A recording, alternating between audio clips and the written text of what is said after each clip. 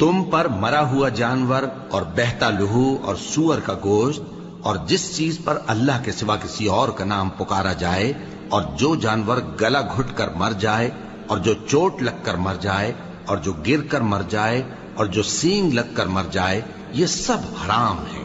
اور وہ جانور بھی جس کو درندے پھاڑ کھائیں مگر جس کو تم مرنے سے پہلے ذبح کر لو،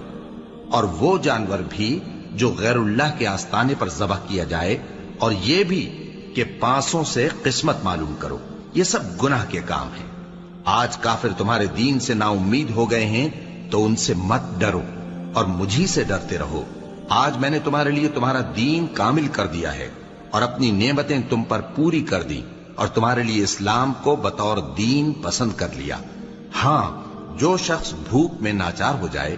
بشرطے کہ گناہ کی طرف مائل نہ ہو تو اللہ بخشنے والا ہے، بڑا مہربان۔